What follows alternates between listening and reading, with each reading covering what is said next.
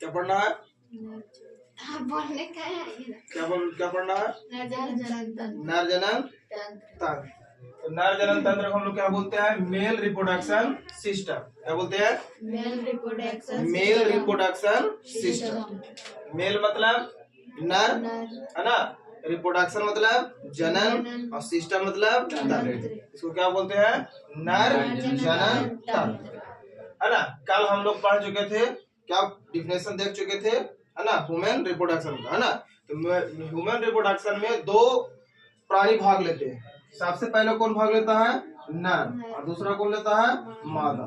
नर से क्या निकलता है? मेल गैमेट्स, और मादा से क्या निकलता है? Female gametes. दोनों को मिलाते थे क्या बनता है? जायगोट, है ना, युग्मनज। क्या बनता है? युग्मनज। तो अब नर गैमेट्स कहाँ से आएगा? नर गैमेट्स कहाँ से आएगा? तो नर गैमेट्स आएगा बाबू नर जनन तंत्र से। कहाँ से आएगा? नर जनन तंत्र से। नर जनन तंत्र को हम लोग क्या बोलते हैं? मेल रिप्रोडक्शन सिस्टम, है ना। तो कहता है कि नर के वे विभिन्न अंग, है ना, नर में वो विभिन्न अंग जैसे वृषण, है ना, सहायक नलिका और ग्रंथियों के समूह, ग्रंथियों के समूह को जो युग्मक बनाते हैं। क्या बनाते हैं? युग्मक बनाते हैं। जो क्या बनाते हैं? युग्मक बनाते हैं। उन्हें हम क्या कहते हैं? नर जनन तंत्र कहते हैं। या तो हम अपनी सिंपल भाषा में क्या कर सकते हैं कि वे अंग जो जनन में भाग लेते हैं, नर का वह भाग अंग जो किसमें भाग लेता है? जनन में भाग लेता है, उसको हम लोग क्या बोलते हैं? नर जनन तंत्र कहते हैं। क्या कहते हैं? नर जनन तंत्र कहते हैं। इसे दो श्रेणियों में बांटा जा सकता है। पहला हो गया मुख्य अंग, और दूसरा हो गया सहायक, है ना। तो मुख्य अंग में कौन आ जाएगा? वृषण। मुख्य अंग में कौन आ जाएगा? वृषण। और उसके बाद क्या आ जाएगा? सहायक अंग। तो सहायक अंग में कौन होता है? अधिवृषण, शुक्र नलिकाएं, स्खलन नलिकाएं, वृषण कोष और शुक्राशय। वृषण कोष और शुक्राशय। सहायक में कौन आ जाएगा? ग्रंथियां। कौन आ जाएगा? ग्रंथियां। इसको हम लोग क्या बोलते हैं? प्रोटेस्ट ग्रंथि और कॉपर ग्रंथि, है ना। तो सबसे पहले हम लोग देखेंगे वृषण। वृषण क्या है ना। तो कहता है कि मुख्य या प्राथमिक अंग हम इसको कह सकते हैं। क्या कह सकते हैं? मुख्य अंग या प्राथमिक अंग। क्या कह सकते हैं?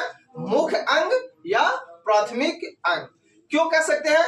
क्योंकि जो नर गैमेट्स है, यानी कि जो स्पर्म बनते हैं, वो वृषण में ही बनते हैं। ठीक है। शुक्राणु जो बनता है वो कहाँ बनता है? वृषण में ही बनता है। और बाकी ये सभी उसको सहायता प्रदान करते हैं बनने में और पहुंचने में। ठीक है, बनने में और पहुंचने में। लेकिन जो मुख्य कार्य होता है शुक्राणु को बनाने का, वो किसका होता है? वृषण का ही होता है। किसका होता है? वृषण का ही होता है। तो कहता है पुरुषों में एक जोड़ा वृषण, वृषण इंग्लिश में क्या बोलते हैं? टेस्टिस। क्या बोलते हैं? टेस्टिस, है ना। तो क्या बोलते हैं इसको? टेस्टिस।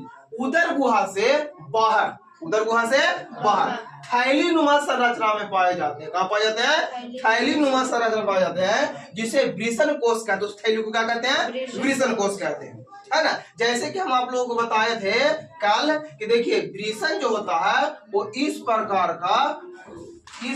का एक थैली के अंदर समाहित होता है। क्या होता है? एक थैली के अंदर समाहित होता है ना। तो ये थैली के ऊपर जब समाहित होता है तो ये थैली के बाहर ही क्यों रहता है? शरीर से बाहर ही क्यों रहता है? तो कल हम आप लोग एक बता चुके थे कि इंसान का जो शरीर होता है उसमें कितना डिग्री सेल्सियस होता है? 37 डिग्री सेल्सियस तक क्या होता है? गर्मी होता है ना, हीट होता है।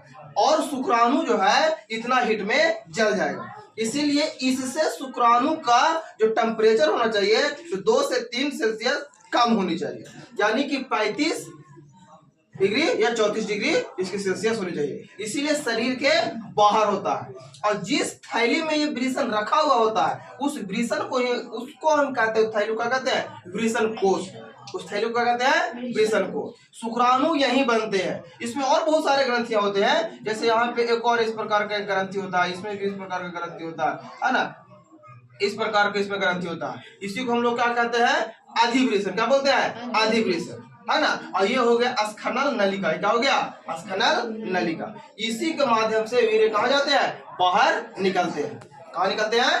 बाहर निकलते हैं। अब यहाँ पे देखिए अब ये कैसे निकलता है, तो यहाँ से दोनों शुक्राणु यहाँ से जब निकलता है तो यहाँ तक आता है। यहाँ पे एक जो है से कि ग्रंथि होता है जिसको हम लोग बोलते हैं प्रोस्टेट ग्रंथि। क्या बोलते हैं? प्रोस्टेट ग्रंथि। अब देखिए ये यहाँ पे क्यों होता है, यहाँ पे क्यों होता है, तो आप लोग 10th क्लास में पढ़े होंगे आहार नलिका। क्या पढ़े होंगे? आहार नलिका। तो आहार नलिका में हम लोग ने क्या पढ़ा था कि इंसान का जो गला है यहाँ पे एक प्रकार का ग्रंथि लगा रहता है जो ये डिसाइड करता है कि भोजन कब जाएगा और श्वास कब जाएगा, है ना, ये उसको डिसाइड करता है। उसी प्रकार से देखिए पेनिस, यहाँ पे क्या होता है, पेनिस, पेनिस को क्या बोलते हैं? सीसन बोलते हैं। पेनिस को क्या बोलते हैं? सीसन बोलते हैं, है ना। तो यहाँ से शुक्राणु भी बाहर जाता है और यहाँ से यूरिन भी बाहर जाता है। क्या करता है? यूरिन भी यहीं से बाहर जाता है। यूरिन को निकालने के लिए कोई दूसरा मार्ग नहीं है, यूरिन के निकलने के लिए कोई दूसरा मार्ग नहीं है। तो यहाँ पे प्रोस्टेट ग्रंथि होता है, वो क्या करता है, जब शुक्राणु इस रास्ते से निकलता है तो इसको यूरिन का क्या करता है? रोक देता है, और जब यूरिन जाता है तो इसको रोक देता है। इसीलिए यहाँ पे क्या हो जाता है? प्रोस्टेट ग्रंथि होता है। अब देखिए यहाँ पे पुरुषों में एक बहुत बड़ी बीमारी होती है ना। कौन बीमारी होता है? प्रोस्टेट कैंसर हो जाता है। यहाँ पे क्या होता है? प्रोस्टेट कैंसर होता है। प्रोस्टेट कैंसर होने का मतलब है कि जो यूरिन है, यूरिन में क्या होता है? शुक्राणु की मात्रा जाने लगता है। क्यों जाने लगता है? क्योंकि ये प्रोस्टेट ग्रंथि जो है चाहे तो बड़ा हो जाएगा या तो फिर खराब होकर छोटा हो जाएगा या कोई इसमें बीमारी हो जाएगी, तो इसके साथ साथ जाने लगा तो शरीर इंसान का शरीर कैसा हो जाएगा? पतला दुबला हो जाएगा, है ना। उसके सारे क्षमताएं खत्म हो जाएगी।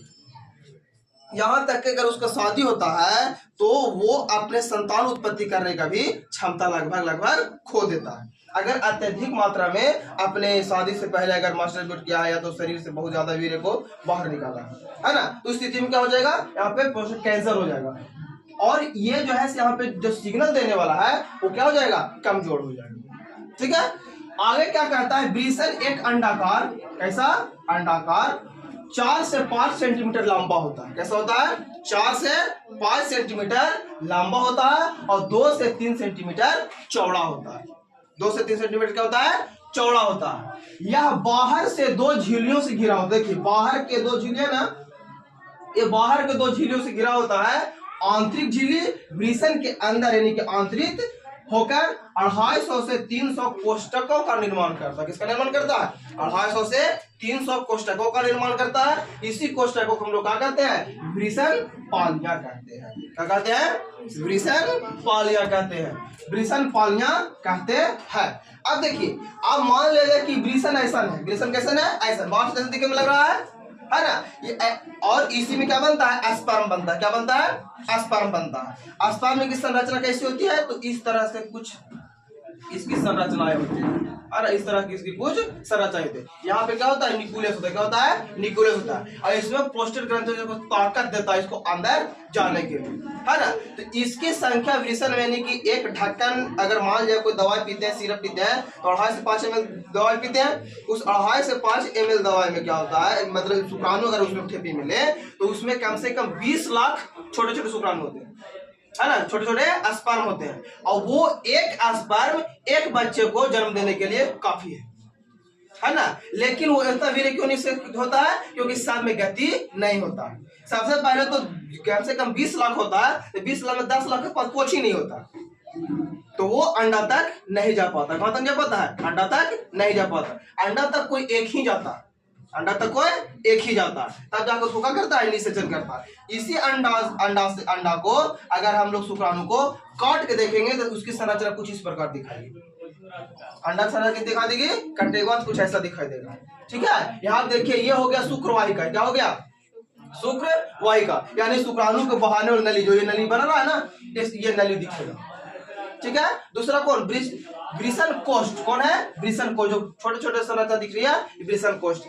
ट्यूनिका, एल्युमिनियम, शुक्रजनन नलिकाएं, ब्रिसन जालक और ट्यूनिक वैलेसस, आदि ब्रिसन। देखिए ये जो दिख रहा है ना अधिब्रिसन, यहाँ पे देखिए ये जो बनाए थे वो अधिब्रिसन।